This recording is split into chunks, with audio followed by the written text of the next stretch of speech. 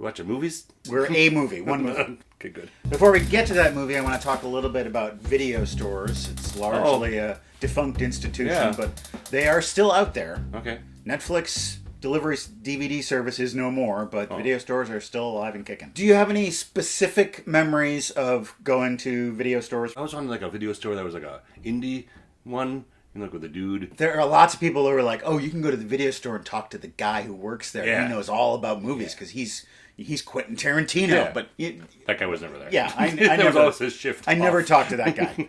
I think what a lot of people don't realize is that you can still do that thing. You can go to a place that has shelves of DVDs and you can browse them just like at the video store. It's the library. You can do that at the public library. But people really don't want to do that because nostalgia is not about wanting a specific old thing. Nostalgia is about missing your youth. I was young when I went to video stores and I'm not young anymore. That's true. Be kind, rewind. I've got a bunch of movies that I've never seen before. None of you know what they are. Every episode I'm going to spring one on you. It might be good, it might be bad. We'll watch it on the old leather couch and then talk about it. Welcome to the basement. Baz Luhrmann is an Australian film director, producer, and writer, probably best known for his Red Curtain trilogy. 3 films that are connected only in the way that they employ recurring theatrical motifs. Dance in Strictly Ballroom, which we've watched on this show. Poetry in Romeo plus Juliet, which I still haven't seen after all these years. And song in 2001's Moulin Rouge. Yes, Moulin Rouge. Now, you might think from these things I'm saying to you that we are going to be watching Moulin Rouge tonight. And I'm here to tell you that we are not watching Moulin Rouge. Instead, we are watching Moulin Rouge. What? Tell me more. Is that a wee man? Released in 1952, Moulin Rouge was directed by John Huston and stars Jose Ferrer, Zsa Zsa Gabor, and Colette Marchand, as well as Peter Cushing and Christopher Lee in non-horror roles, I assume. The film was nominated for 7 Academy Awards, winning 2 for art direction and costumes, the exact same 2 Oscars that Baz Luhrmann's Moulin Rouge won in 2002. Variety called this film standout all the way, and inherent BO values are sturdy for key city situations. Just really makes you want to watch the movie, doesn't it? Sure it does. We might be in a key city situation right now, for all we know. I don't know, maybe, yeah. The main character in this film is painter Henri de Toulouse-Lautrec. Due to childhood injuries and a possible genetic bone disorder called pycnodysostosис, Monsieur Toulouse-Lautrec had an adult-sized body and child-sized legs. Now, I know that you are also a painter and an artist that is aspiring for greatness, and if unusually tiny body parts are somehow a metric for success, then I hope that this gift will bring you good fortune. It's not a good way to lead with a closed box. Little hands! Little hands. You put those on your fingers. Yeah. Imagine if you had hands that size. Imagine the tiny paintings you could tiny make. Paintings. There And then also just, well, I shouldn't do that. I'm sorry. No, the double finger. Well, kick up your heels in a joyous can-can as you dance on over to the old leather couch and journey back to old gay Paree with us as we watch Moulin Rouge.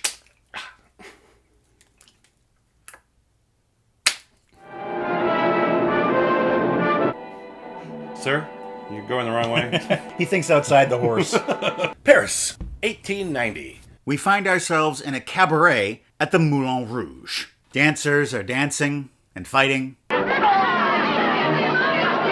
All kinds of spectacle. So much underpants already. I'm overwhelmed. Henri Toulouse-Lautrec is sketching it all. Some men can swing by their heels on the flying trapeze.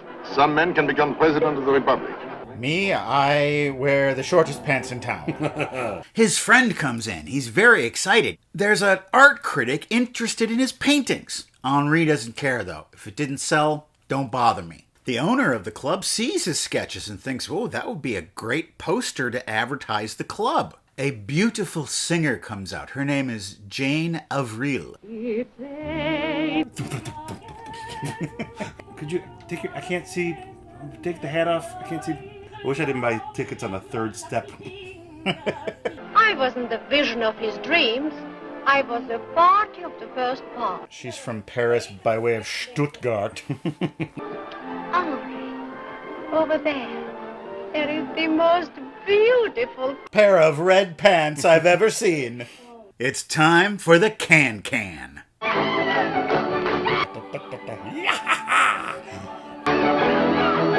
Da, da, da, da, da. You know how it goes.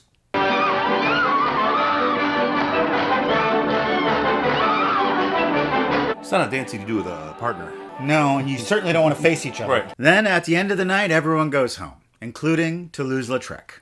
As he walks through the night, he remembers his life. He was just a young boy, and his father was a member of the French peerage, a comte. Viscounts of Lautrec.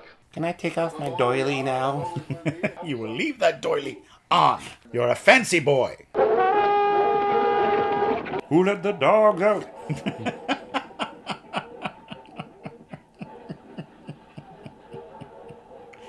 It's so dumb. It's so funny.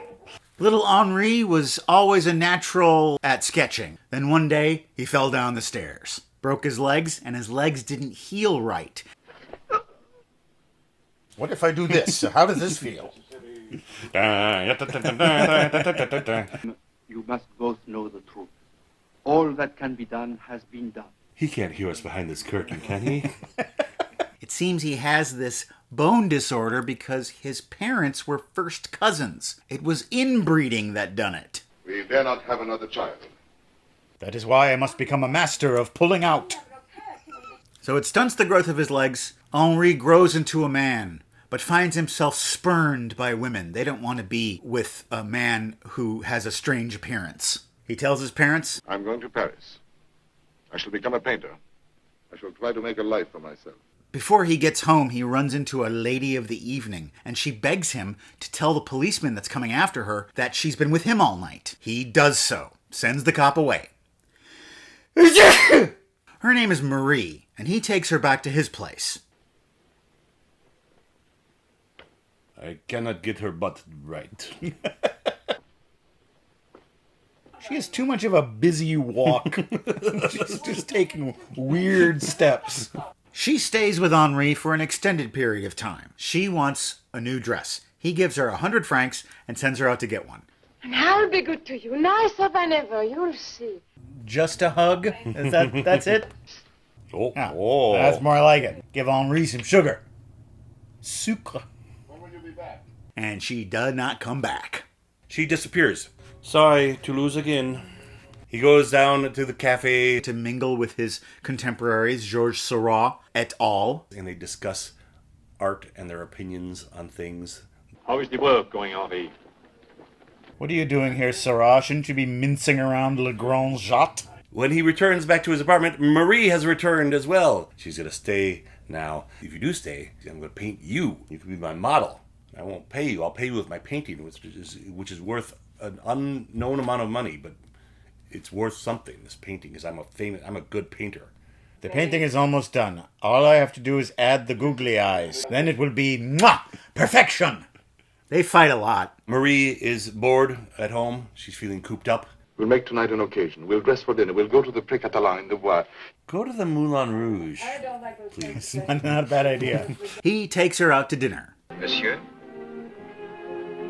How dare you show me the children's menu? It doesn't go well. I'm sick.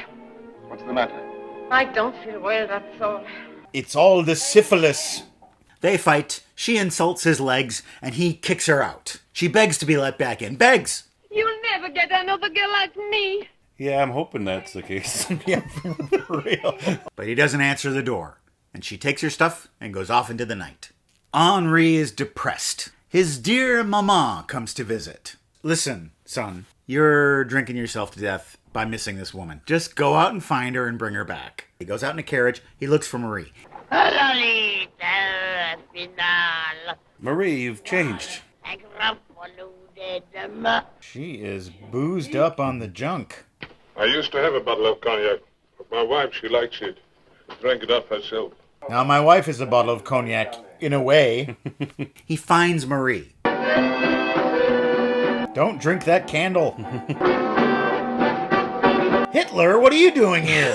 You get out of here. She's drunk. It doesn't go well. He doesn't take her back after all. She's a lost cause. Tootsie.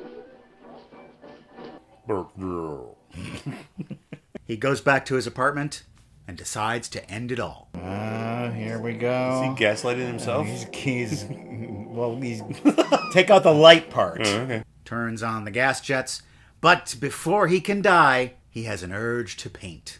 And if you ever get in the creative flow, once you start working, you get going. You don't need gas, kids. He realizes that this is his true love. He spares his own life and throws himself into his work. He goes back to the Moulin Rouge. We've been waiting for that for a while, haven't we? And he's got that poster he was going to make for the guy who owns the club. He goes to a lithographer. You can print that. You got a little something. You seem to have... Never mind. And he makes the famous poster. It's the one you've seen. This poster will go on to decorate thousands of yuppie apartments. The people love it, but are also shocked and scandaled by it. Vulgar display of legs and undergarments, and where is this bar anyway?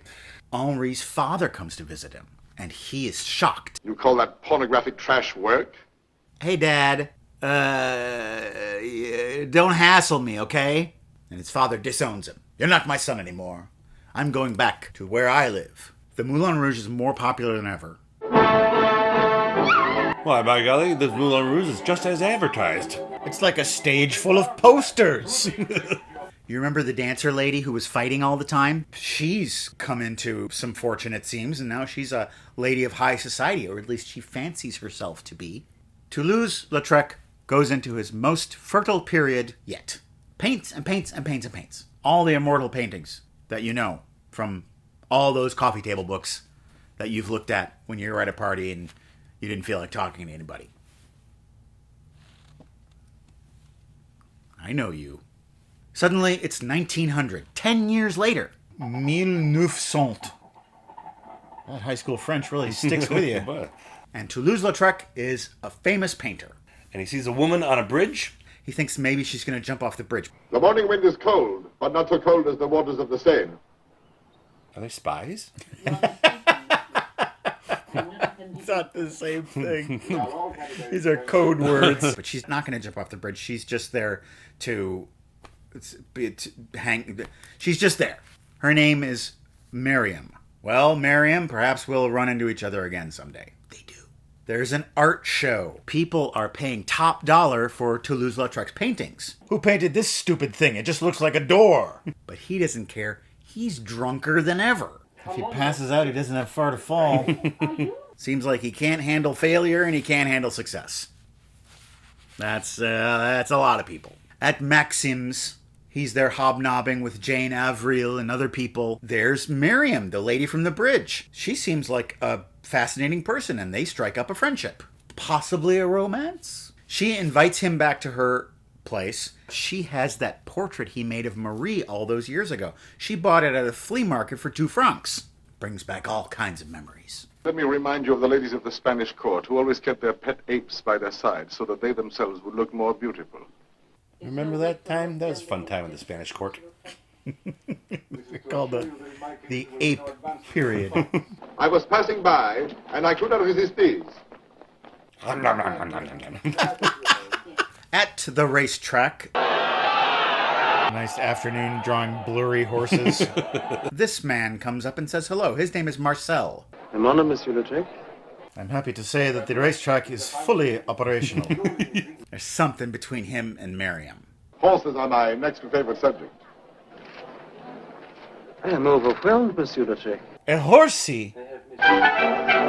Oh, speaking of horses and wide open ladies. There she is. Miriam and Henri are out and they see that dancer, the one who we saw before, who was dressed up and putting on airs. Now she's just an old drunk again. I was the one, only. I defeated Wario. Talking about how she used to be a famous dancer to anyone who will listen. This is what happens, you know. You get some success, and then before you know it, you can be right back in the gutter. Better than you eat. I was a star. Madam, you have had too much goofy juice. There's something I want to talk to you about. Your legs. Henri finds out that Miriam is sort of having a little thing on the side with Marcel. You and I have a vague relationship. He is specific and wants to marry me. He's heartbroken. I think I shall go to the play after all, so please give your devoted monkey his hat. Don't call yourself that. Good night, Miriam. Eep, eep, oop, oop. Bye. He goes and gets drunk on absinthe. Ah! Get me a drink. There's no more absinthe. Absinthe without leave. It's gone. They keep trying to kick him out of this bar. He won't go. He's a drinking monster. This is tasty lamp oil. His friend comes and tries to help him. His cop friend, Batsu. Is that not his name? Oh, it's you, Batu. And he passes out. They take him back home. He's hallucinating. He's raving. He falls down the stairs. He's got a problem with stairs. Now he's back home in the country, and he's on his deathbed. He's given last rites. He's barely conscious, but he hears his father speaking. The Louvre has accepted Camonde collection. This makes you only artist to be so honored in his lifetime. Well, just barely. Your paintings are to hang in the Louvre. Forgive me, Henri. I was wrong. Your paintings are not garbage. They're great art. As Henri nears that mortal coil that we all must shuffle off of, he sees his art come dancing before him. All of his old friends, all of his old inspirations have come back to him and reminded him of his time in the Moulin Rouge. It's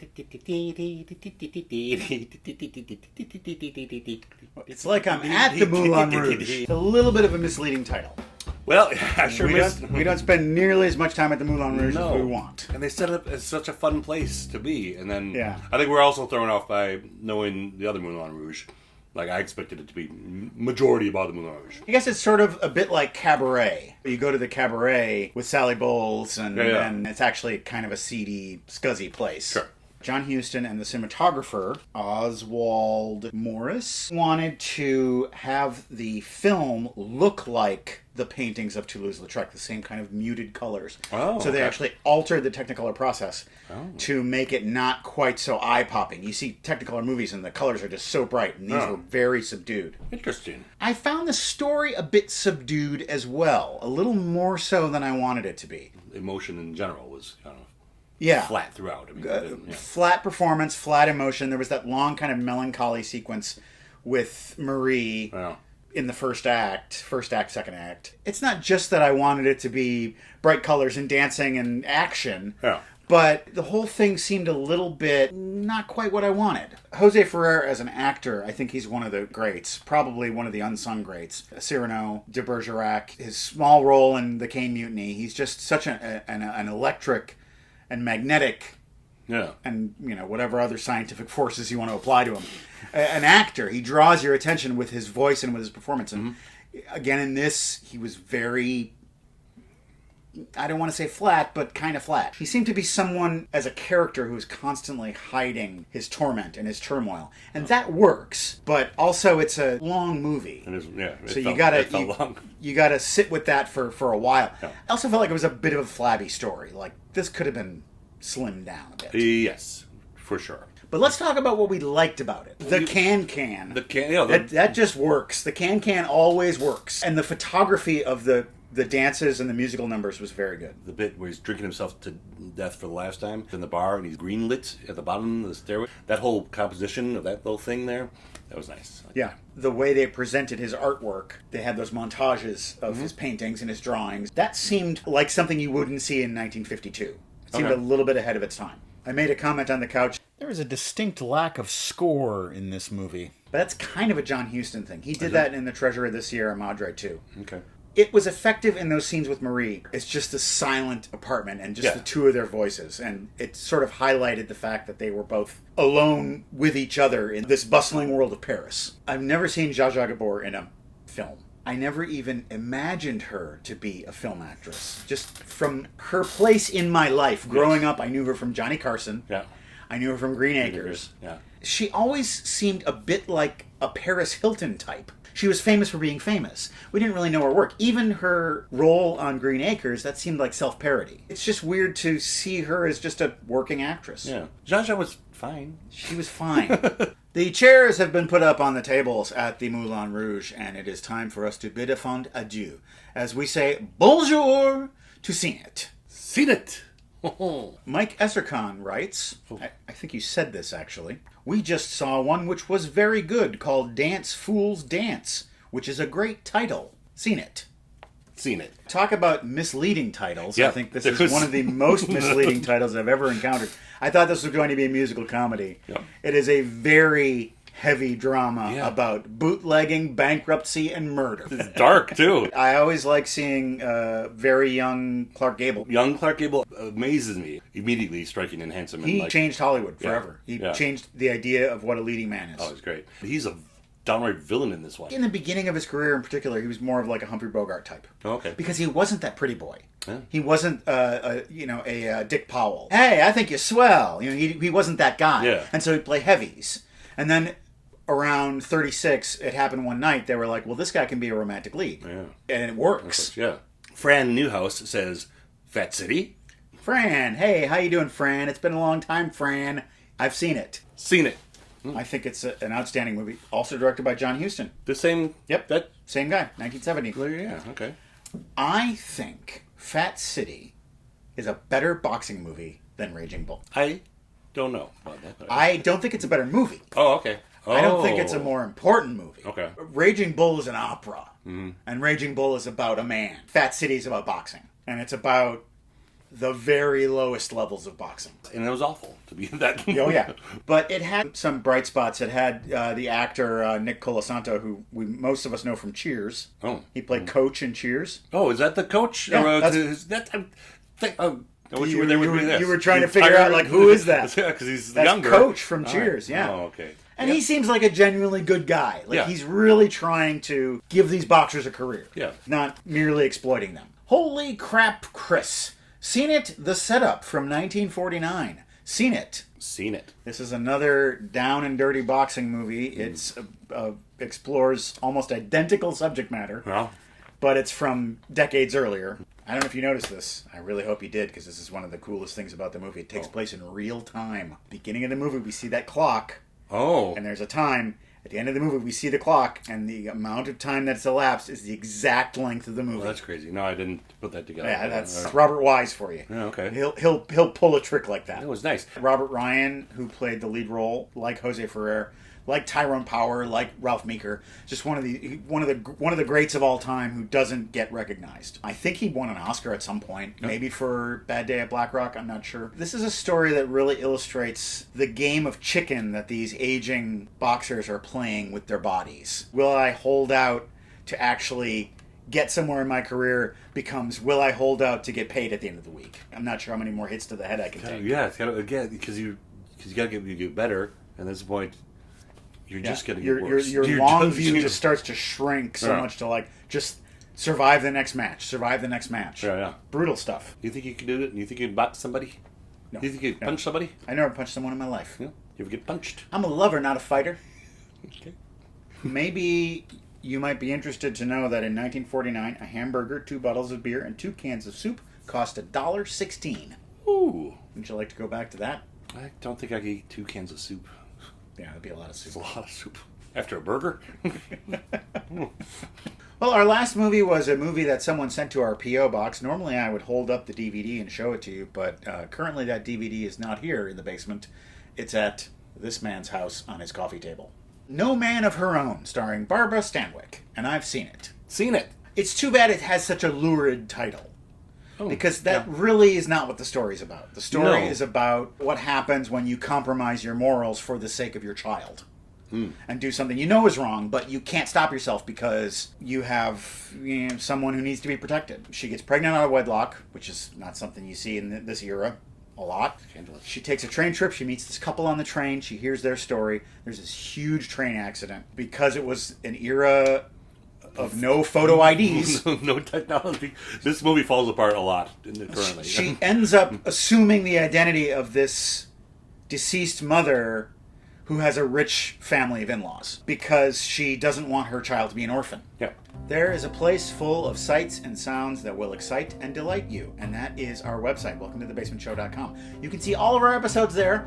So many movies we've watched over the years and talked about, and you can watch it all. And there are PayPal donation buttons that you can click on to make a one-time or rolling donation to support this show.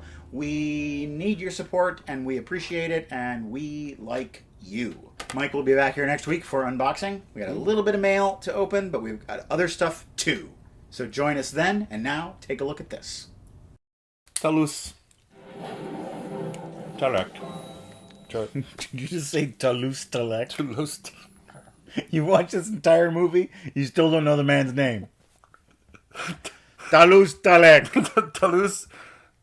And I don't know it. Please give your devoted monkey his hat.